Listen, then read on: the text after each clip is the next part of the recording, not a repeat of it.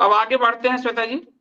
हाँ, तो मुझे लगा कि आप सब पूछेंगे कि बचाव के क्या उपाय हैं। देखिए यहाँ पे कितनी हाँ। सुंदर कल्की देव की फोटो है, वो सफेद घोड़े पर ही आ रहे हैं। हो सकता है हम सब घोड़े और तलवार और इन सब पे ही आ जाएं, जैसे हमें स्थितियां दिख रही हैं। हम्म। इसके अगले लाइव में एक मैं दूसरे टॉपिक्स लूंगी, जैसे हम पोलर शिफ्ट्स को देखेंगे। उल्का ऐसे भी भविष्य मालिका में कि उल्का टकराएगी 2.5 किलोमीटर बड़ी, और उससे जो पृथ्वी जो है वो अपने जो एक्सिस है धुरी से थोड़ी सी टिल्ट हो जाएगी।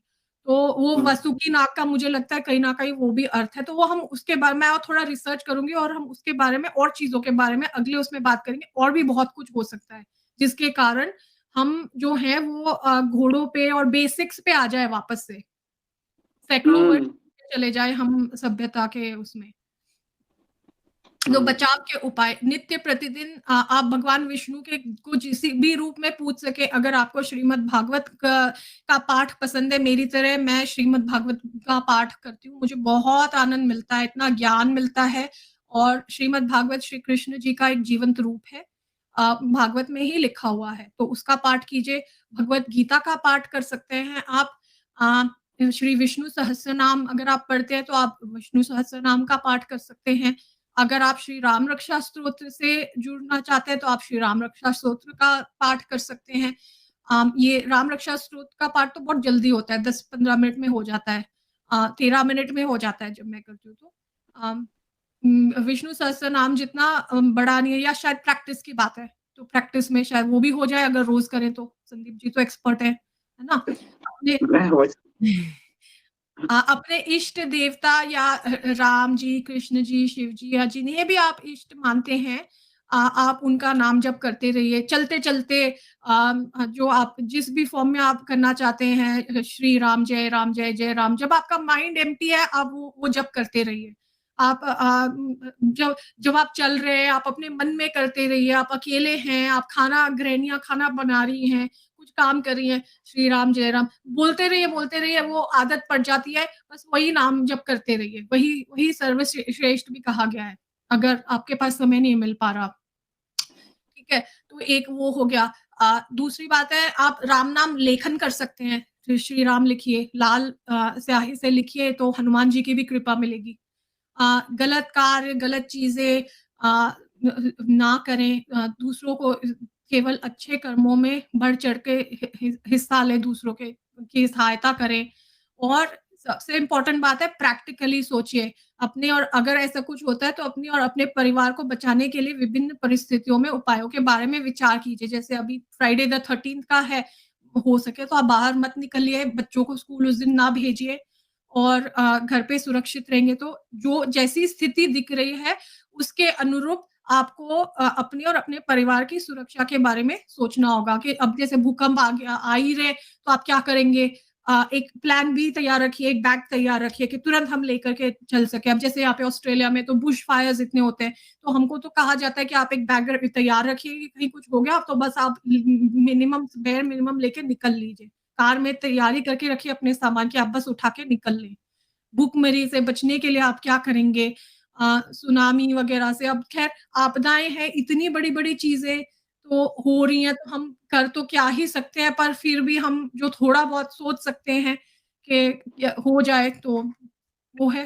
वरना भगवान का नाम लेते रहिए और वो ही आपकी सहायता करेंगे। एक और वो है। अगर देखिए श्वेता जी, एक उदाहरण भी अगर देखिएगा कि जो मध्य काल में जब तुर्कों का, मुगलों का, लोदियों का आक्रमण भारत पे हुआ, बहुत त्राही त्राही थी, हम्म, उस समय में भगवान विष्णु ही बचाते हैं। और दक्षिण से जो रामानुजाचार्य जी का जो आंदोलन शुरू है, आप हम्म, लास्ट में देखिए, वो रामानंदाचार्य होते हुए तुलसी, कबीर, ये पूरा भक्ति मूवमेंट, चैतन्य, सूरदास, ये पूरा चलता है। और कृष्ण और राम की लीला को लेकर चलता है, जो भक्ति मूवमेंट का हम लोग पढ़ते हैं कि भक्ति मूवमेंट भारत को बचा ले गया, वरना भारत बहुत बुरी तरह से डिस्ट्रॉय होने वाला था। तो वो जी। भक्ति मूवमेंट पूरा रामकृष्ण की लीलाओं का, ये भक्ति मूवमेंट पूरा। सिर्फ अब जब देखिए ना, इतनी बड़ी बड़ी आपदाएं होंगी तो क्या किसी मनुष्य के, किसी मानव के हाथ में है किसी को बचाना? मानव नहीं कर सकता कुछ। अब कोई कुछ नहीं बट। उल्का पिंड आ रहा है, कोई सोलर फ्लेम आ रही है, हम नहीं कर सकते, सिर्फ और सिर्फ भगवान के ही हाथ में है। तो एक और मैं बताना चाहूंगी, ये सबसे सुंदर मुझे गीता जी का श्लोक लगता है। ये है गीता जी के 18वें अध्याय का 66वां श्लोक, 18 अध्याय का 66 श्लोक है श्रीमद् भगवद गीता का। ओम सर्व धर्मान परित्यज्य मामेकम शरणम व्रज अहम त्वाम सर्व पापेभ्यो मोक्षयिष्यामि मा शुचः।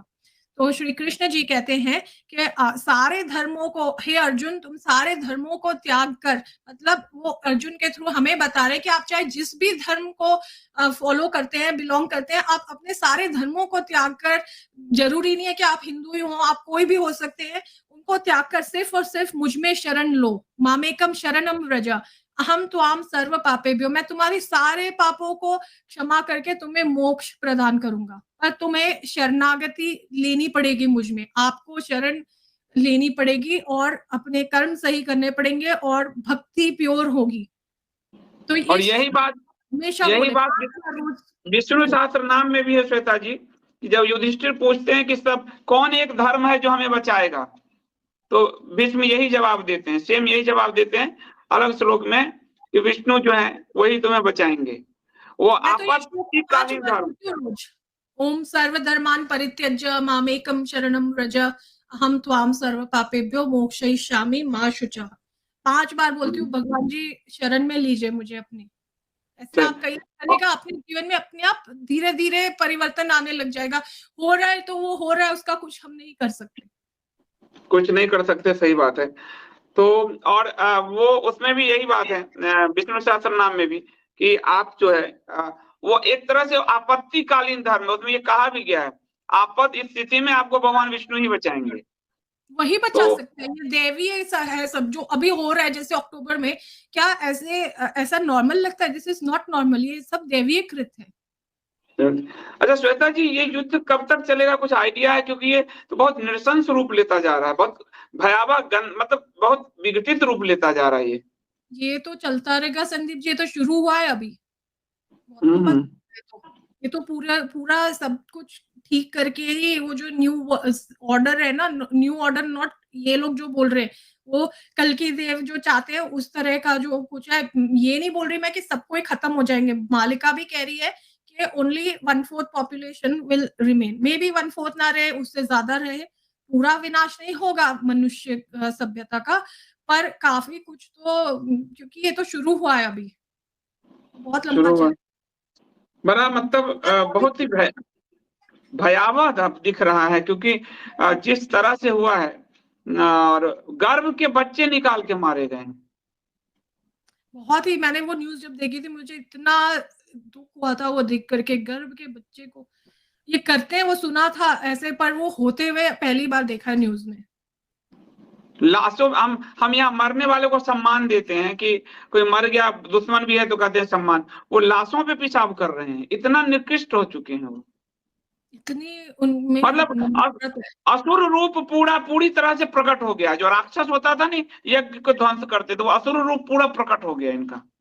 वो कली इनके मस्तिष्कों में घुस चुके हैं। मैं नल दमयंती की कथा में मैं पढ़ रही हूँ कि कली जो है वो नल को उन्होंने द्वापर को कहा, जो युग था उसको कहा कि तुम पासों में घुस जाना और मैं चाहता हूँ कि नल अपना सारा राज्य हार जाए। तो जो कली था वो नहीं, कली घुस गया, कली ने नल के शरीर में प्रवेश किया और द्वापर के पासों में घुसकर ऐसे कुछ किया कि वो पूरा इतना ज्यादा युधिष्ठिर की तरह इतना ज्यादा वो हो गया, खेलता गया और सारे राज्य को हार गया। तो कली जो है वो बहुत ज्यादा पावरफुल एक एंटिटी है वो, और आजकल तो है ही, सब कुछ इतना अशुद्ध है, हमारा जीवन ऐसा है कि कलियुग, इसीलिए तो कहते हैं हर एक में कली है, हर एक में कली। तो बहुत धन्यवाद श्वेता जी, आज अच्छा विश्लेषण किया आपने। 2-4 प्रश्न बड़े महत्वपूर्ण हैं, आप अगर अनुमति दे तो ले लेते हैं। जी संदीप जी। और आज आपने वैज्ञानिक, ज्योतिषीय और भविष्यमाल का तीनों का आपने, और रामायण महाभारत के समय से लेकर अब लोगों का काम इसको जोड़ कर देख लें कि आपको ज्योतिष कितना सटीक बैठता है। जो वैज्ञानिक भी कर रहे हैं, जो भविष्यमाल का भी कर रहे हैं, जो हमारे रामायण महाभारत कर रहे हैं, वो सब कुछ एक ही तरफ इशारा कर रहा है। तो उस इशारे से बचने का एक ही मार्ग है, भगवत शरण, और कोई मार्ग नहीं है।